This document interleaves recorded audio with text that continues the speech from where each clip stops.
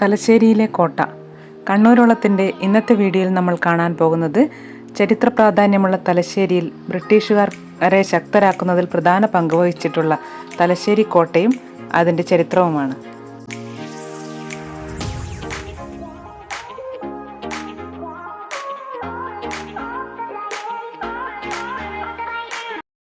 ഇവിടെ എൻട്രി ഫീസൊന്നും ഇല്ല കേട്ടോ, നമുക്ക് ഫ്രീ ആയിട്ട് തന്നെ അകത്ത് കയറാം. സന്ദർശകർക്കുള്ള ടൈം രാവിലെ 8 മണി മുതൽ വൈകുന്നേരം 5:30 വരെയാണ്. ഇത് കോട്ടയുടെ ഫ്രണ്ടിലുള്ള മതിലാണ്. നല്ല ഭംഗിയുള്ള ഒരു കവാടം കൂടിയുണ്ട്. മുന്നിലുള്ള ഈ മതിലിന് 10 മീറ്റർ ഹൈറ്റ് ഉണ്ട്. ഫ്രണ്ട് ഭാഗത്ത് 2 സൈഡിലേക്ക് കൂടിയും നമുക്ക് അകത്തേക്ക് കയറി പോകാം. ഇതാണ് 2 വശത്തുള്ള ആൾക്കാർ കയറിപ്പോകുന്ന വഴി.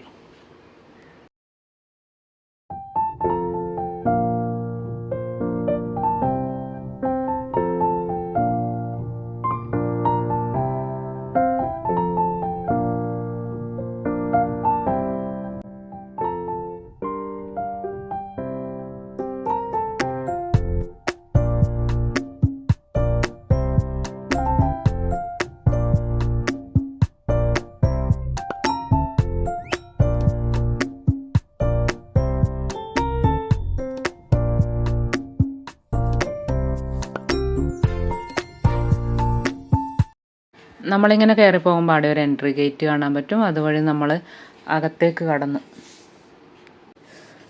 നമുക്കറിയാം, തലശ്ശേരിയിൽ വെറും കുരുമുളക് വ്യാപാരികളായി വന്നവരാണ് ഇംഗ്ലീഷുകാർ. അവർ ഒരു നൂറ്റാണ്ട് കാലം കൊണ്ട് ഈ നാട്ടിലെ ഭരണാധികാരികളായി തീർന്ന ഒരു ചരിത്രമാണുള്ളത്. ആ ചരിത്രത്തിൻ്റെ ഒരു പ്രതീകമാണ് ഈ കോട്ട. തലശ്ശേരിയിലെ അറബിക്കടലിന് സമീപത്ത് ദീർഘചതുരാകൃതിയിലാണ് ഈ കോട്ട സ്ഥിതി ചെയ്യുന്നത്. കയറിയ ഉടനെ വലതുവശത്ത് കാണുന്ന ഈ കെട്ടിടങ്ങളെല്ലാം മുൻപേ ഇവിടെ ഉണ്ടായിരുന്ന ഫാക്ടറിയുടെ ഭാഗങ്ങളാണ്. അപ്പം ഇന്ത്യക്ക് സ്വാതന്ത്ര്യം കിട്ടിയതിന് ശേഷം ഈ കെട്ടിടങ്ങളെല്ലാം തലശ്ശേരിയിലെ ഗവൺമെൻറ് ഓഫീസുകളായിട്ട് പ്രവർത്തിച്ചതാണ്. പിന്നെ തലശ്ശേരി നഗരം വികസിതമായതിനു ശേഷം ഈ ഓഫീസുകളെല്ലാം അവിടത്തേക്ക് മാറ്റുകയാണ് ഉണ്ടായത്. ആദ്യമായി ഫ്രഞ്ചുകാരാണ് ഇവിടെ ഒരു മൺകോട്ട കെട്ടിയത്.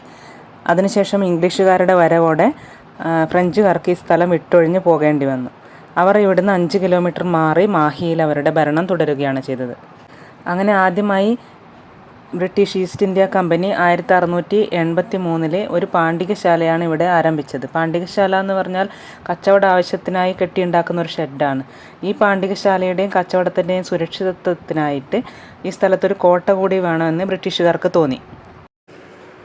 ഈ കോട്ട നിന്നിരുന്ന സ്ഥലത്തിൻ്റെ ഉടമസ്ഥനും നാടുവാഴിയുമായിരുന്ന കുറുങ്ങോട്ട് നായർ കുറേ പടയാളികളുമായി വന്ന് 1704 ഈ പാണ്ടികശാല കൈയേറി.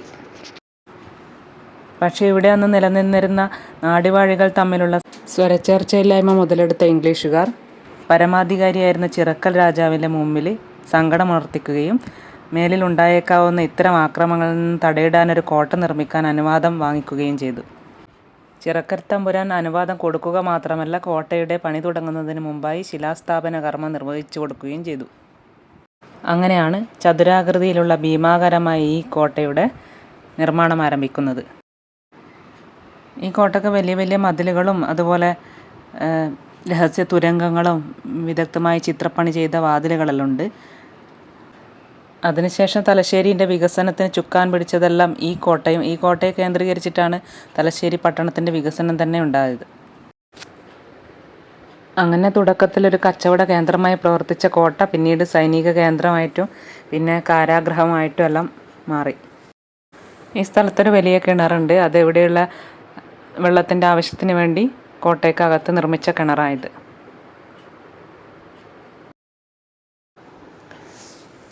പിന്നെ ഇവിടെ ഒരു തുരങ്കം പോലെ ഒന്നുണ്ട്. അത് അടച്ചിട്ടാണ് ഉള്ളത്, അകത്തേക്ക് പ്രവേശിക്കാൻ പറ്റില്ല. ഇത് കാരാഗൃഹമാണോ അതോ ഇതുവഴി കടലിലേക്കുള്ള തുരങ്കങ്ങളും അതുപോലെയുള്ള ഇതൊക്കെ ഉണ്ട്, അങ്ങനെ എന്തെങ്കിലും ആണോ എന്നറിയില്ല. മുന്നേ ഇത് തുറന്നു കൊടുത്തതായിരുന്നു. ഇപ്പോൾ അത് മിസ്യൂസ് ചെയ്യുന്നത് കൊണ്ട് ഇത് അടച്ചിട്ടാണ് ഉള്ളത്. മൈസൂറിലെ രാജാവായ ഹൈദരാലി മലബാർ പിടിച്ചെടുക്കാനുള്ള ഒരു ശ്രമത്തിൻ്റെ ഭാഗമായിട്ട് 1788 ഈ കോട്ട പിടിച്ചെടുക്കാൻ ഒരു ശ്രമം നടത്തി. പക്ഷേ അത് വിഫലമാവുകയാണ് ചെയ്തത്. പിന്നീട് അദ്ദേഹത്തിൻ്റെ പിൻഗാമിയും മകനുമായ ടിപ്പു സുൽത്താൻ മലബാർ ജില്ല തന്നെ ബ്രിട്ടീഷുകാർക്ക് അടിയറ വെക്കേണ്ടതായിട്ടും വന്നിട്ടുണ്ട്. സമർത്ഥമായ ഇവിടുത്തെ നാടുവാഴികളെ തമ്മിലടിപ്പിച്ചുകൊണ്ടാണ് ഇംഗ്ലീഷുകാർ ഈ കോട്ട കേന്ദ്രമാക്കി ശക്തി ആർജിച്ചത്. ഈ സ്റ്റെപ്പ് വഴി അങ്ങ് കയറിപ്പോയാൽ കോട്ടേൻ്റെ മുൻവശത്തുള്ള മതിലിൻ്റെ അതുവഴി നടന്ന് നമുക്ക് കോട്ട മുഴുവനായിട്ടും തന്നെ അവിടെ നിന്ന് കാണാൻ പറ്റും.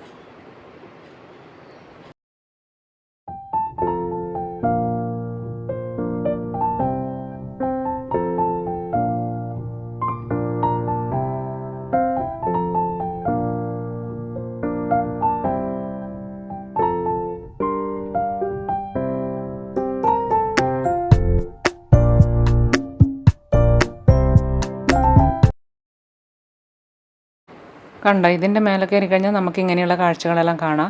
ഈ കാണുന്നത് തലശ്ശേരി ജനറൽ ഹോസ്പിറ്റലാണ്. അതിൻ്റെ പിന്നിൽ കാണുന്നത് അറബിക്കടലാണ്. പിന്നെ കോട്ടയുടെ അകത്തുള്ള മിക്കവാറും ദൃശ്യങ്ങൾ ഇതിൻ്റെ മേലെ കൂടി നടക്കുമ്പോൾ നമുക്ക് കാണാൻ പറ്റും. പാർക്ക് പോലെ ഉള്ള ഏരിയ, ഇതിൻ്റെ മേലെ നിന്ന് താഴേക്കുള്ള ദൃശ്യമാണ്.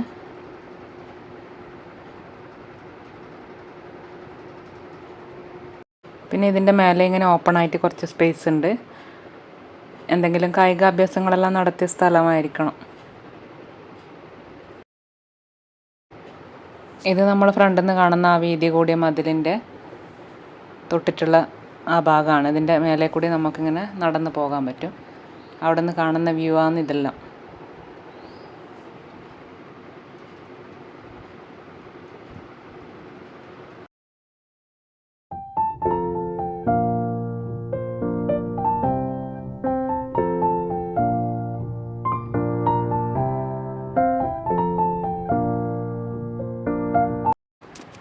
ഇതാ നമ്മൾ താഴെ മുന്നിൽ നിന്ന് നോക്കുമ്പോൾ ഉണ്ടായ ആ കവാടമല്ലാണ് ഇത്. ഇതിൻ്റെ സൈഡിൽ കൂടെയാണ് നമ്മളിങ്ങനെ നടക്കുന്ന ഈ വഴിയുള്ളത്.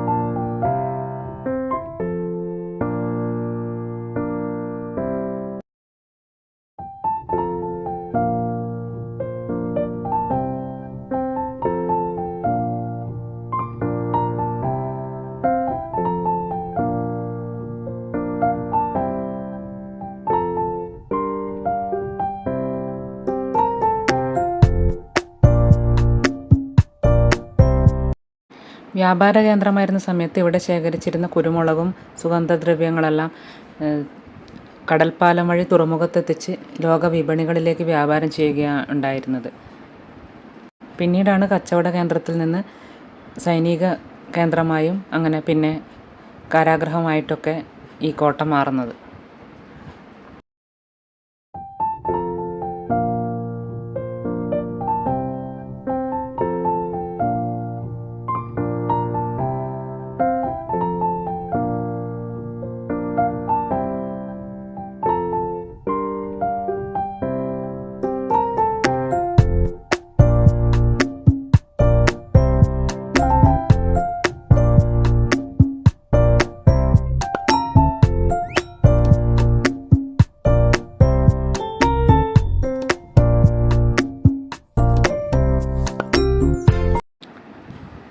ഇതാണ് കോട്ടയുടെ പിൻവശത്തുള്ള ഗേറ്റ്.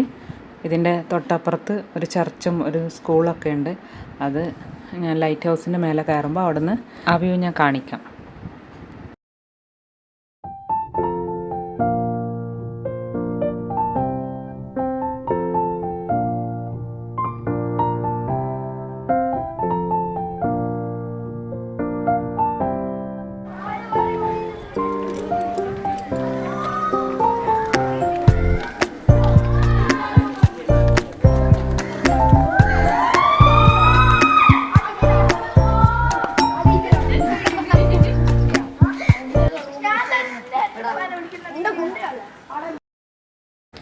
ഇതൊരു പാത്വേ ആണ്. ഇതിൻ്റെ ഉള്ളിൽ കൂടി അറബിക്കടലിലേക്ക് വഴിയുണ്ടത്രേ. അപ്പോൾ എന്തെങ്കിലും വാർ പോലെയുള്ള എന്തെങ്കിലും സിറ്റുവേഷൻ വരുമ്പോൾ ഇതിൻ്റെ ഉള്ളിലേക്ക് കൂടി രക്ഷപ്പെടാനും ഒക്കെയുള്ള ഒരു പാതയാണിത്. അപ്പോൾ ഇത് ക്ലോസ് ചെയ്തിട്ടുള്ളത്. അങ്ങനെ നമുക്ക് അങ്ങോട്ട് പോയി നോക്കാൻ പറ്റില്ല. ഇനി ഇത് വഴി കയറിയാൽ ലൈറ്റ് ഹൗസായി നമുക്ക് കയറി നോക്കാം.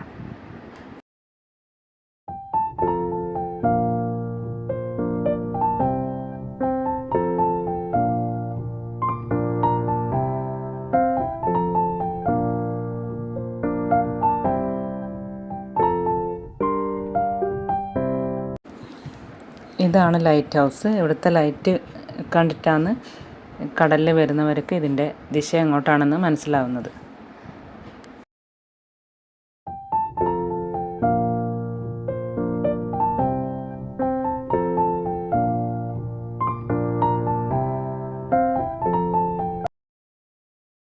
ഇതിൻ്റെ മേലെ നിന്ന് കുറച്ചും കൂടി ക്ലോസ് ആയിട്ട് കടൽ കാണാൻ പറ്റും. അതുപോലെ ഞാൻ നേരത്തെ പറഞ്ഞ ചർച്ചുണ്ട് ഇവിടെ.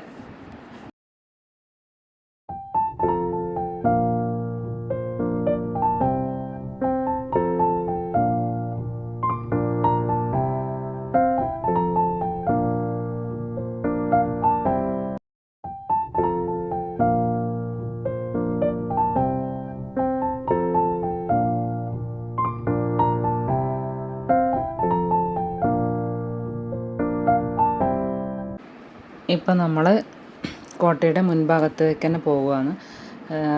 പാർക്ക് പോലെയുള്ള കുറച്ചധികം സ്ഥലമുണ്ട്. അതുപോലെ ഇരിപ്പിടങ്ങളെല്ലാം ഉണ്ട്.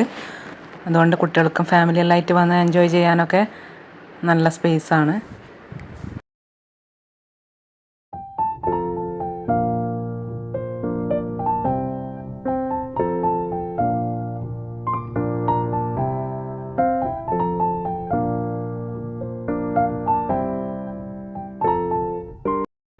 കോട്ടയുടെ ഏകദേശം എല്ലാ ഭാഗങ്ങളും ഈ വീഡിയോയിൽ കവർ ചെയ്തിട്ടുണ്ട്.